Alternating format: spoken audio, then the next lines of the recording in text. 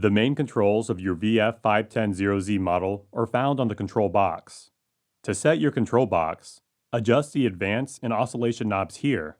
Both of these settings can be adjusted between 0 to 10, where 0 is no movement at all, and 10 is the most movement the machine is capable of. Your advanced setting controls the speed and your oscillation controls the vibration frequency. Your slice thickness setting is displayed on the LED screen here. The slice thickness is adjustable in 1 micron increments with the dial. Turning the dial to the right increases the slice thickness displayed. Likewise, turning the dial to the left reduces the slice thickness display. To begin slicing with your VF-510-0Z model, press the Start button here. You can press Stop at any point to stop the moving bar along its cutting path. Then use the FF Fast Forward and FR Fast Reverse switch to align the micrometer with the specimen tube. The switch here controls the single and continuous cutting modes. Leaving this switch in single mode allows the unit to produce one cut only. Setting this to continuous mode allows the machine to make continual sections until either the stop button is pressed or switching back to single mode, in which the machine will stop at the top of the cutting path after making the final cut. Set your desired slice thickness, your advance and oscillation settings, and upon pressing start, you are now ready to begin cutting. Place one 0.5 gram low melting point agarose tablet into a 50 milliliter blue cap self-standing conical tube and fill with 25 milliliters water. Then, use a tool like a spatula to break apart the agarose tablet within the water. Place the tube with the cap off into a microwave. Microwave it for 1 minute and check for bubbles. Remove the tube and continue stirring it. The agarose should be clear and not cloudy.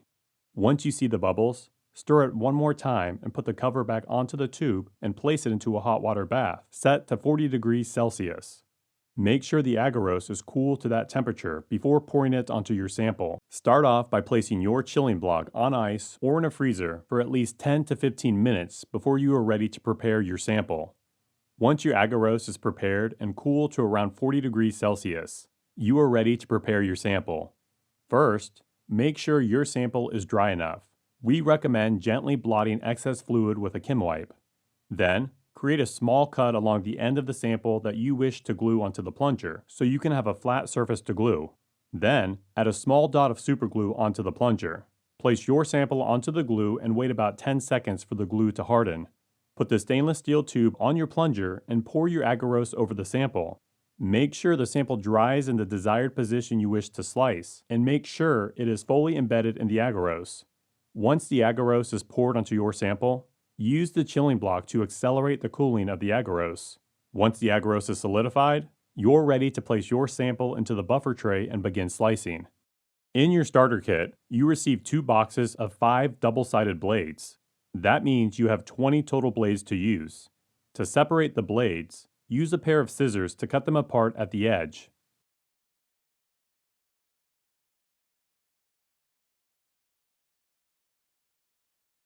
You receive the magnetic blade holder so you can easily place the blade on it and make sure it is placed evenly so the end tabs stick out equally. When placing the blade holder onto the oscillating motor, make sure the magnets are facing away from the sample, so you should be able to look at the magnets from the side view of the Compresstome. Then you'll see that there is a small blade gap from the blade to the specimen tube. If you place the blade holder incorrectly, the blade holder may crash into the tube and cause damage to the tube or the machine.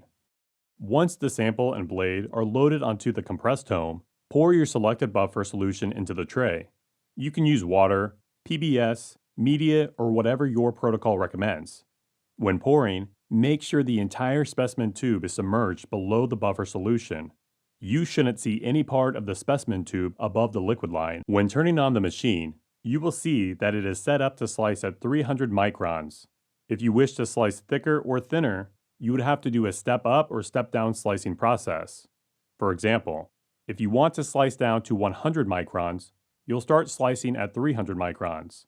You'll get 2 good slices, then set the Compresstome down to 250 microns to get 2 good slices. Then set it to 200 microns to get 2 good slices, and continue that process at 150 microns, 140 microns, 130 microns, 120 microns, then 100 microns. Once you get 100 microns, you can start slicing on continuous mode. If you are worried that the step down or step up slicing process may get to your tissue, just pour extra agarose when preparing your sample so you have more agarose to slice through first. Once you have finished slicing, remove the blade holder, then discard the blade. If you superglued your blade, place acetone in the acetone bath and place your blade holder into the acetone bath for about 5 minutes or less.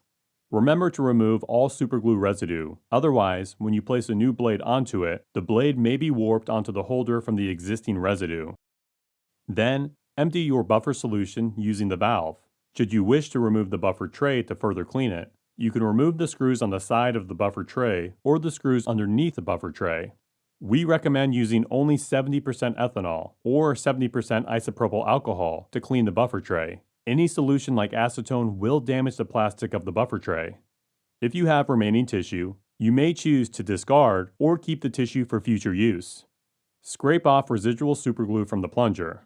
You may use a Q-tip dipped in acetone to remove excess glue residue, but make sure the acetone isn't absorbed into the plastic plunger, as that can degrade the plastic and alter its shape over time.